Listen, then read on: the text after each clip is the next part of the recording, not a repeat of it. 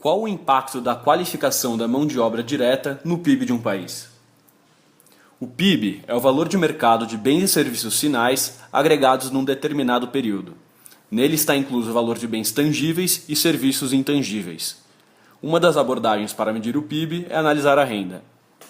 Assim, pode-se dizer que o PIB é a soma das rendas recebidas pelos produtores do produto, incluindo os salários recebidos pelos trabalhadores, impostos e os lucros recebidos pelos proprietários. O volume de produção de uma economia depende de dois fatores: as quantidades de insumos, trabalho, capital, matérias-primas, utilizadas no processo de produção e a produtividade A dos insumos, ou seja, a eficácia com que são utilizados. Desse modo, podemos calcular o PIB através da função de produção, que é uma expressão matemática que relaciona o volume de produção obtido com as quantidades de capital, K, e de mão de obra utilizadas, N. O símbolo A é referente à produtividade total dos fatores. Aumento na produtividade corresponde a melhorias na tecnologia de produção ou a uma outra mudança qualquer na economia, que possibilite a utilização mais eficaz de capital e trabalho. É dado pela seguinte função.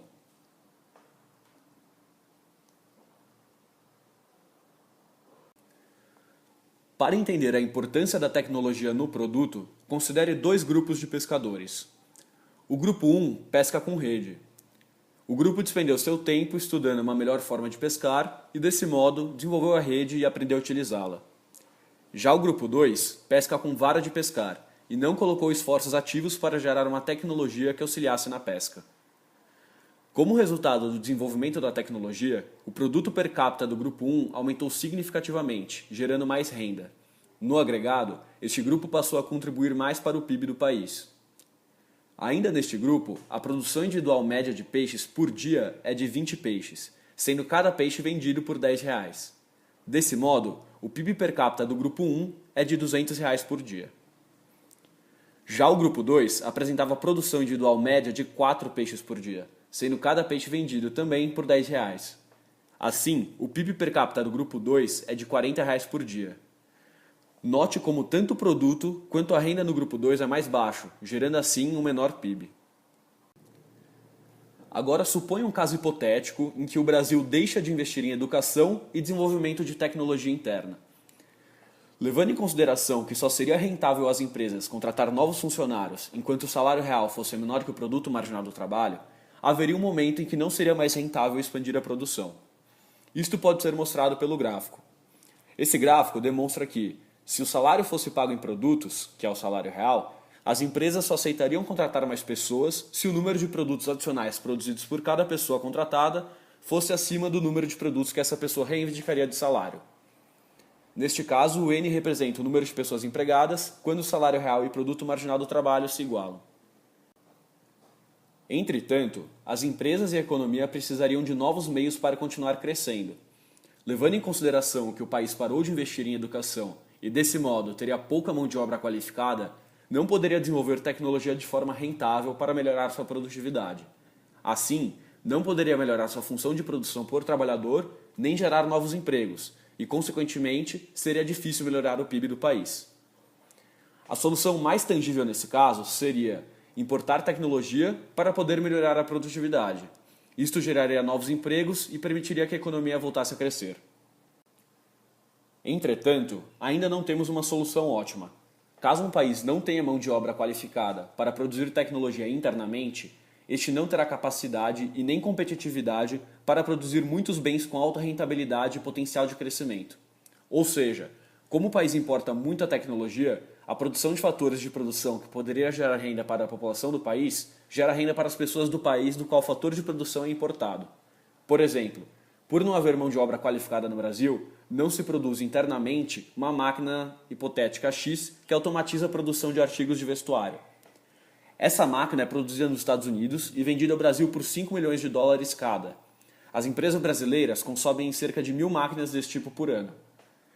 Apesar das roupas produzidas por essas máquinas gerarem renda para o Brasil, esses $5 bilhões referentes às máquinas não foram gerados internamente no Brasil, pois não havia qualificação suficiente para tal.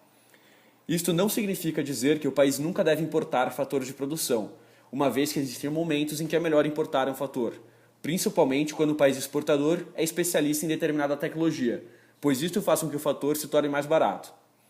Entretanto, importar todos os fatores de produção, ou a grande maioria deles, sem aproveitar que o país teria a possibilidade de produzir internamente, gera menos renda do que realmente poderia ser gerado. E essa renda não é gerada justamente porque não há mão de obra qualificada no país. Já a possibilidade de permitir a entrada de multinacionais estrangeiras em território nacional significa remessa de lucros ao exterior. Entretanto, na grande maioria dos casos, é a saída mais viável para manter a economia do país funcionando e as taxas de desemprego estáveis, pois essas multinacionais geram empregos em território nacional e são taxadas em território nacional, proporcionando renda à população e receitas ao governo. Não obstante, continua sendo problemático para um país ter uma grande parcela de seu PIB proveniente de multinacionais estrangeiras em território nacional, pois isso gera dependência. Para nossa análise, pode-se levar em consideração também a Lei de Okun, na qual a estagnação do PIB, o baixo crescimento do PIB ou o decrescimento do PIB significa um aumento na taxa de desemprego. Levando em consideração que produtos de baixa complexidade geram menores margens de lucro e apresentam baixa expectativa de aumento de lucratividade, em algum momento poderá haver estagnação no PIB, resultando em crises e aumento do desemprego. Segue a fórmula da Lei de Okun calculada para o Brasil, na qual G igual a variação do PIB e U a variação da taxa de desemprego, ambas as variáveis dessazonalizadas. Note que, quando a variação do PIB é zero, a variação da taxa de desemprego é 12,14%. Ou seja, um país em que a grande maioria das empresas apresenta baixa ou nenhuma expectativa de crescimento poderá ter sérios problemas.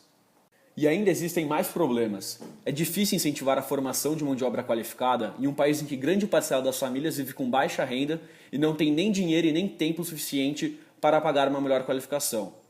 Ademais, uma questão mais sociológica é a falta de incentivo para qualificar-se em uma sociedade que não valoriza a qualificação. Também seria difícil a formação de uma boa rede de ensino público em um país em que empresas nacionais geram margens de lucro menores, gerando arrecadação governamental menor também. Por muito tempo, a educação no Brasil foi sucateada, havendo diversas escolas públicas em estado precário. Atualmente, segundo o IBGE, apenas 11,3% da população adulta apresenta nível superior. Segundo dados do MEC, em 2012, 17,2% do investimento público total brasileiro foi destinado à educação, sendo, segundo a OCDE, um dos países que mais investe em educação no mundo.